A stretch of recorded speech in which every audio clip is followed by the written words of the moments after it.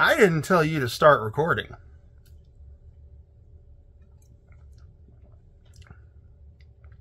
Why? Why did you just start? All right, it's recording, so let me talk about this. That little gentleman right there is a slime from Dragon Quest. And you know what? I got it in Japan. Little claw machine. Got it. And I like it. It's very cool. Speaking of Japan, I recently took my family on a 2-week vacation to Japan. While I was there, I went to a whole bunch of retro video game stores, and I picked up an absurd amount of video games. This is part 3 of my Japan retro video game pickups.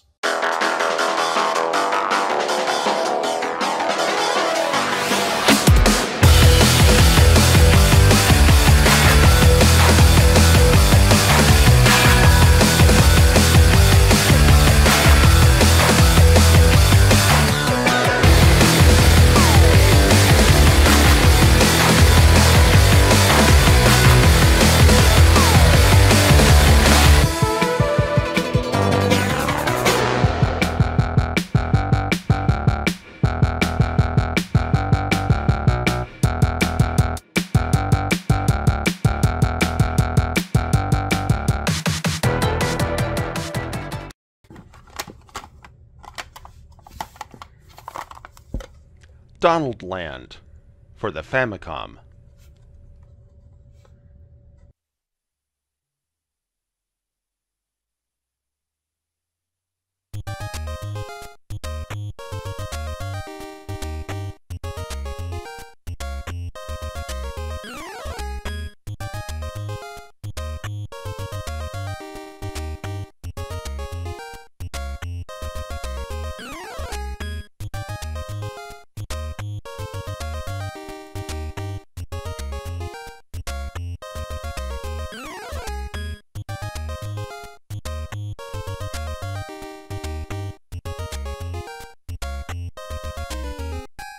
Okay, this game is a bit of a fever dream, and it wasn't exactly something that I was planning on buying while in Japan. I knew about it and had researched it, but I wasn't going to get it. At least until my daughter found it while helping me look for other games, and insisted I got it after explaining it to her. Donald Land is a McDonald's-themed game that was exclusive to Japan, where the denizens of Donald Land have either been kidnapped or turned feral. It's a platforming game where you play as Donald McDonald. Yeah, that's what Ronald was called in Japan in the 1980s. You move through stages, fighting off foes, and trying to rescue Donald's friends. Your main form of attack are apples. You throw apples at your enemies in a parabolic arc, which kind of makes aiming and hitting the enemies a little harder than it should be. The game is pretty unhinged, with some almost Lovecraftian boss battles. It's pretty wild stuff. Like I said, I wasn't really planning on getting it, but my daughter insisted because she found it, and so here we are.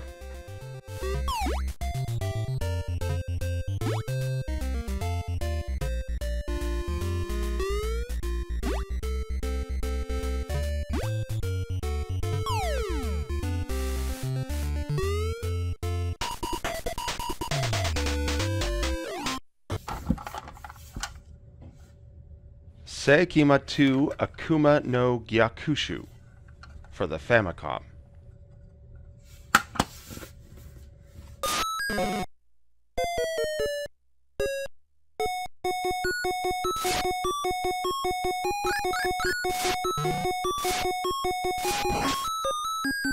Another fever dream, and another one I wasn't exactly looking to get, but I wound up getting nevertheless. Seikima 2 was a Japanese heavy metal band in the 1980s that took heavy inspiration from Kiss and their aesthetics. In this game you play as Demon Kogure, the vocalist from the band, and play through branching side-scrolling platforming levels trying to rescue the other members of the band from Zeus. Yes, that Zeus, king of the Greek gods. The gameplay is okay, nothing spectacular, but it works. The music is insanely repetitive, though it's supposedly chiptune renditions of some of the band's songs, which has to count for something. The levels are non-linear, and you will find yourself frequently looping back to earlier levels you've already beaten to take new branching paths. Honestly, I found the game pretty confusing as I progressed through it. I frequently got lost and had no clue what I needed to do next. This was made worse due to the fact that the game has a timer, and if you do not complete stages within the time limit, you fail and have to start from the beginning again.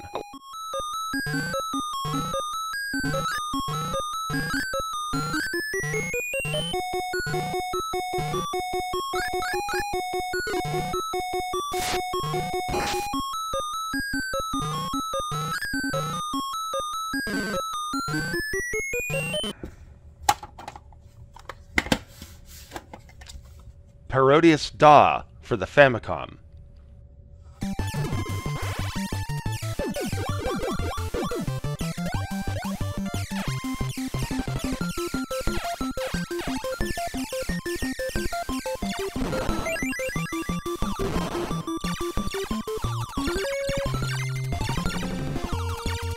I mentioned last week that I had a bit of a Gradius theme to these games, and I wasn't lying. Parodius is a series of cute-em-ups that are parodies of the mainline Gradius games. Each one is filled with silly situations and characters. Parodius Da is actually the second Parodius game, and was originally released as an arcade game. I wanted to pick it up for the Famicom and the Game Boy when I went to Japan, and was lucky enough to find both. This is the Famicom version you are seeing here. The gameplay is typical Gradius fare, with a number of power-up modes for each of the weapons in the game, and your typical strategy of figuring out what mode works best in a given situation. In the game you have 4 ships to choose from, each with their own weapon types and weapon power-ups. You have Vic Viper from the original Gradius games, Octopus from the Salamander game that I mentioned last week, TwinBee from the TwinBee game, and Pentaru from Gradius 2. I'll admit I have a bit of a soft spot for shmups, and the Gradius games in general, so I did go to Japan with one of my retro game goals being picking up as many of the spin-offs and mainline games that were exclusive to Japan as possible. Which brings me to TwinBee 3 for the Famicom.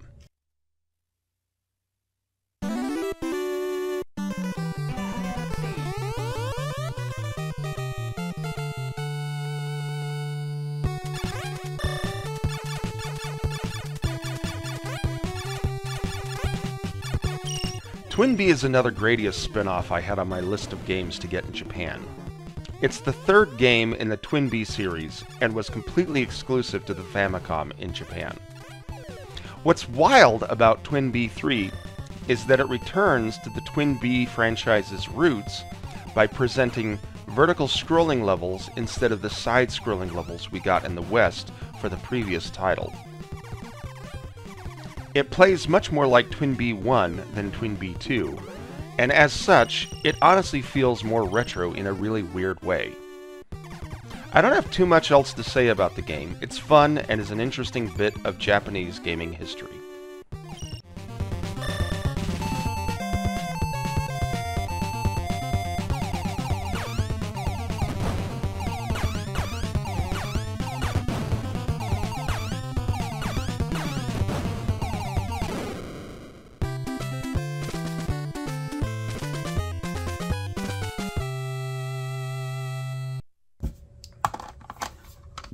Batman for the PC Engine.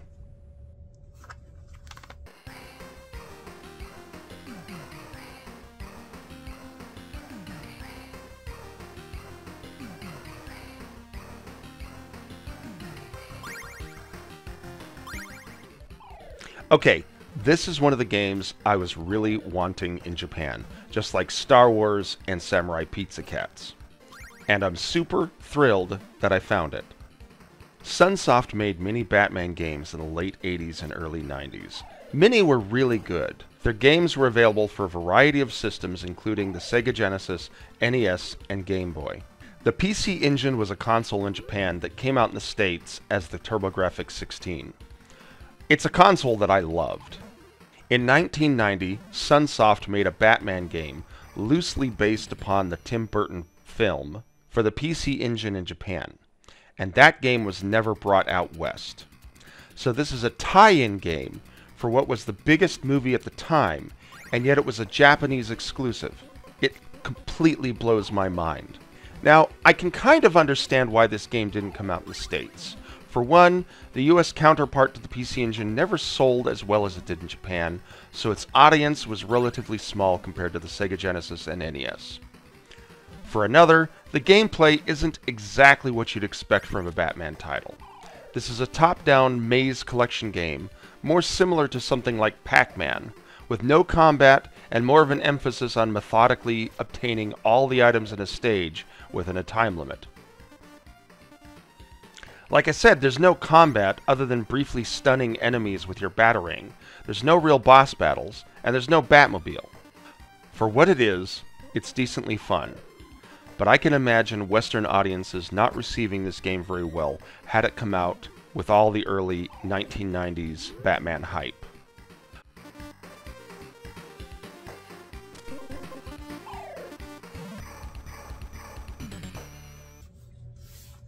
Genpei Toma Den for the PC Engine.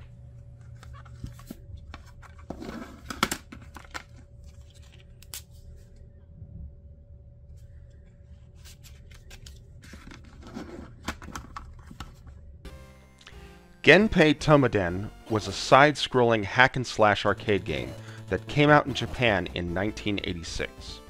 The arcade game was a technical powerhouse and looked utterly amazing. This is the PC Engine port that only came out in Japan at the time, and it's a very faithful recreation of the original arcade game.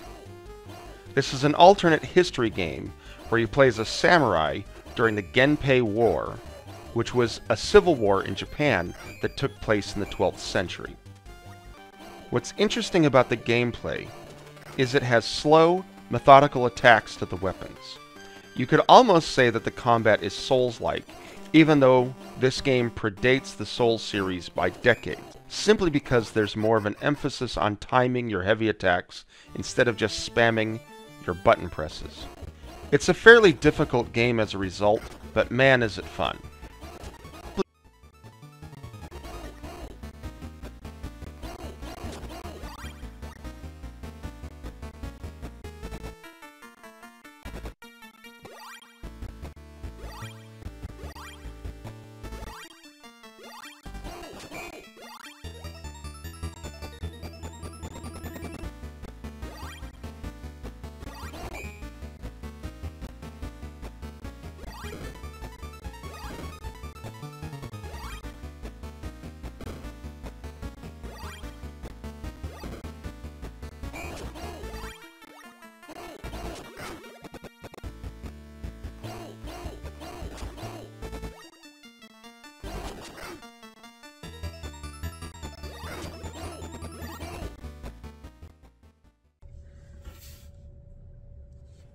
The Castle for the Sega SG-1000.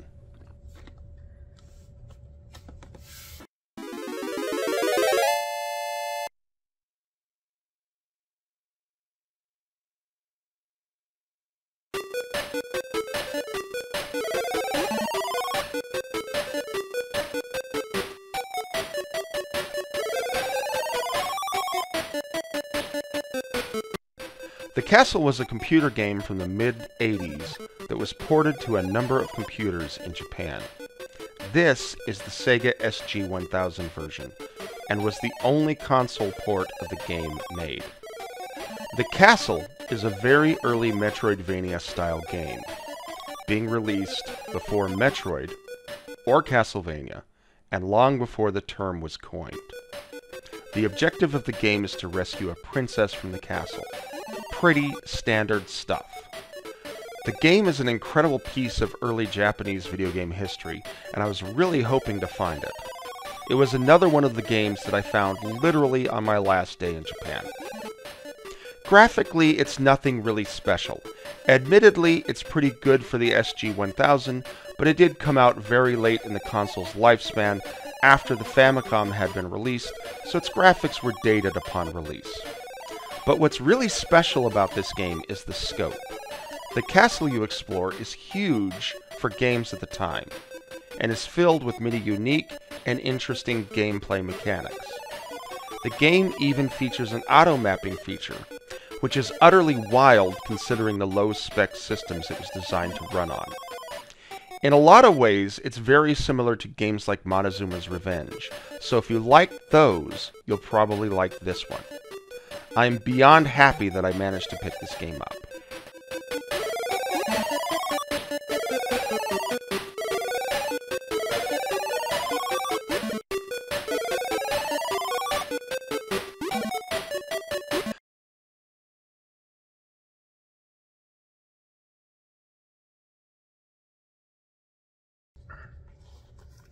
Yeah, I'm waiting for my books to update the firmware.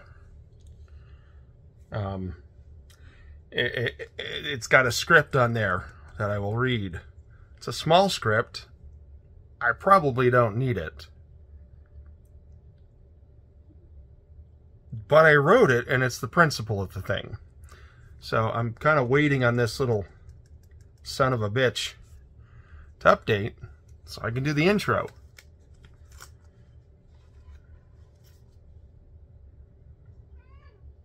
And the cats are fighting. Oh wait, you're not fighting, you're just noisy.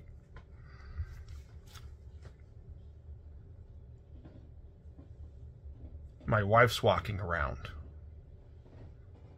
Can you hear it? This firmware update is taking a really long time.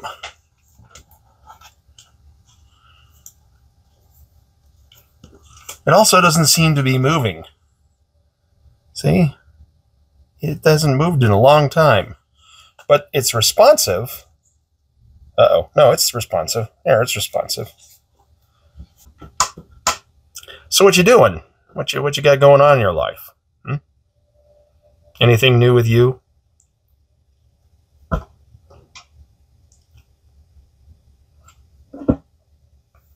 I mentioned this little frog in what's in Criswell's Pendulous Mail Sack video. And it holds pens. Not very well. Maybe it's supposed to hold them like that. I don't know. Thing is it looks kind of, I mean, you know. Come on. Blah. Seriously, it's taking so long to update this thing that Baroque is now installed on my Polymeg in the other room.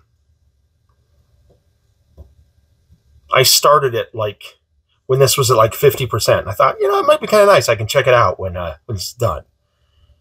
And you know, it's just taking forever. How many things can get on my glasses? I could put Mario, like an eye patch.